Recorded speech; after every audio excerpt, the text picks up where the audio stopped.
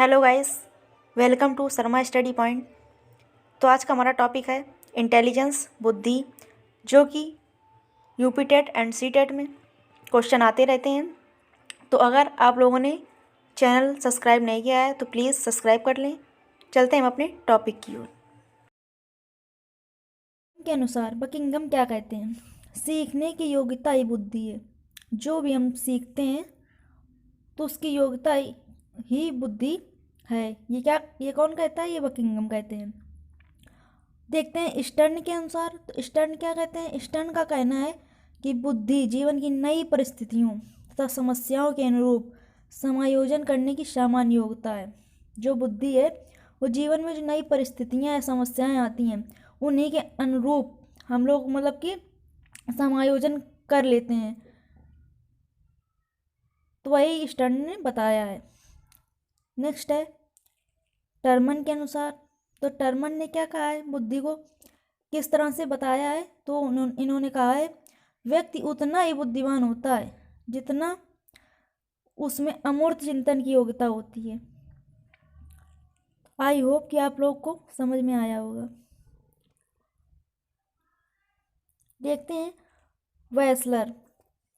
तो वेस्लर ने बुद्धि को निम्नलिखित प्रकार से परिभाषित किया है।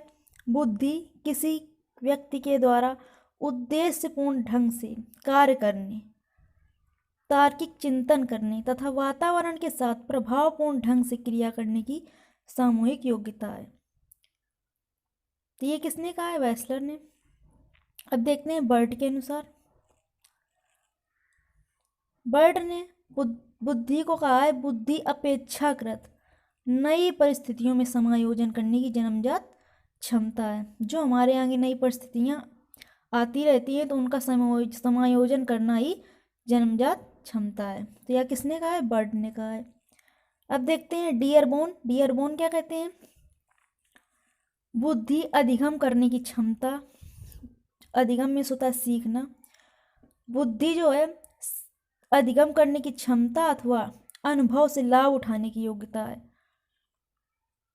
जो हम सीखते हैं या जो हम अनुभव करते हैं अपने जीवन में तो उनसे हम लोग कुछ सीखते हैं अपने अनुभव से, तो उन्हीं में से लाभ उठाने की योग्यता जो होती है वही बुद्धि कहलाती है। तो ये किसने कहा? डियरबोन ने कहा है। अब देखते हैं स्टोडार्ड। स्टोडार्ड के अनुसार जो बुद्धि है वो कठिनता, अमूर्तता, जटिलता, मितव्ययिता,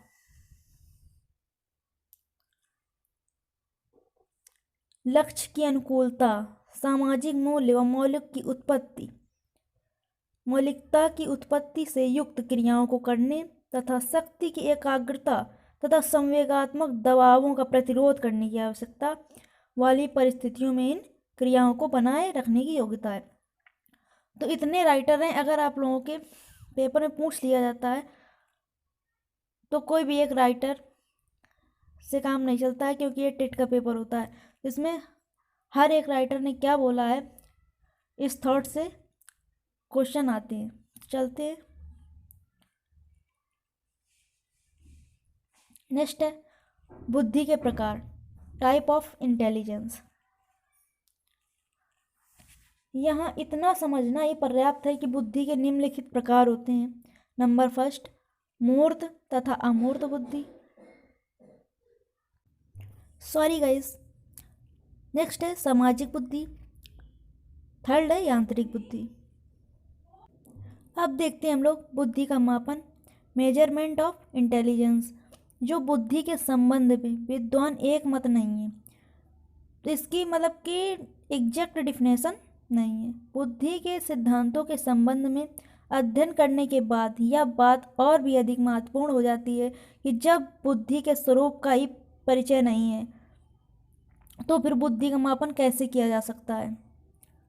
हम हर किसी व्यक्ति की बुद्धि के बारे में नहीं पता कर सकते हैं और ना ही उसका मापन। इसी बात को ध्यान में रखकर शिक्षा जगत में ख्याति प्राप्त लेखक क्रो एंड क्रो ने लिखा है, संभवतः कोई भी बुद्धि परीक्षण पूर्ण नहीं है। इसका अर्थ यह नहीं है कि जब कोई भी बुद्धि परीक्षण पूर्ण नहीं है तो फिर बुद्धि का मापन ही बंद कर दें। शिक्षा जगत में बुद्धि मापन की इतनी अधिक आवश्यकता है कि इसका मापन आवश्यक हो जाता है।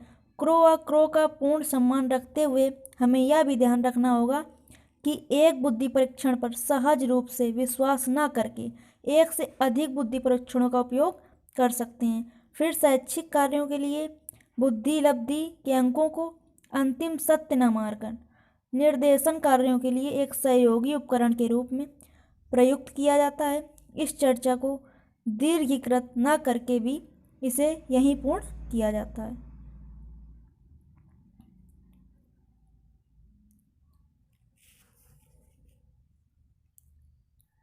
अब देखते हैं इन परिभाषाओं का तथा इनके अध्ययनों के आधार पर विदित होता है कि बुद्धि सीखने की योग्यता है, एबिलिटी टू लर्न। नेक्स्ट है अमूर्त चिंतन की योग्यता है, एब्स्ट्रैक्ट थिंकिंग। नेक्स्ट है समस्या समाधान, प्रॉब्लम सॉल्विंग की योग्यता है। ये सारी चीज़ें हम बुद्धि की सहायता से ही करते हैं। अनुभव तथा लाभ उठाने की योग्यता है, प्रॉफिट एंड एक्सपीरियंस। नेक्स्ट बताता है संबंधों को समझने की योग्यता है, परसीविंग रिलेशनशिप। और क्या है पर्यावरण से सामंजस्य स्थापन की योग्यता, एडजस्ट टू एनवायरनमेंट। इसी के साथ हमें यह भी समझाना है कि बुद्धि में निम्नलिखित विशेषताएं भी होती हैं। तो विशेषताएं क्या क्या होती हैं? यह एक जन्मजात शक्ति है, यह अमूर्त चिंतन एब्स्ट्रैक्ट रीजनिंग की योग्यता प्रदान करती है, यही सिखाने में सहायता प्रदान करती है, या पूर्व अनुभवों से जो हमने पूर्व अनुभव लिए होते हैं उनसे लाभ उठाने की योग्यता प्रदान करती है, या जटिल समस्याओं को सरल बनाती है। नेक्स्ट है यह नवीन परिस्थितियों से सामंजस्य स्थापन में सहायक होती है। नेक्स्ट है बुद्धि अच्छे बुरे, सत्य असत्य, नैतिक अनैतिक कार्यों में अंतर कर सकने की योग्यता प्रदान करती है। नेक्स्ट है बुद्धि के विवरण का लिंग जाति एवं प्रजाति के आधार पर अंतर नहीं है। तो ये थे इंटेलिजेंस से रिलेटेड कुछ बातें जो आप लोगों को समझ में आ गई होंगी। तो आज के लिए इतना ही, धन्यवाद, थैंक्स फॉर वॉचिंग। अगर आप लोगों को वीडियो पसंद आया है तो please like subscribe and share करें।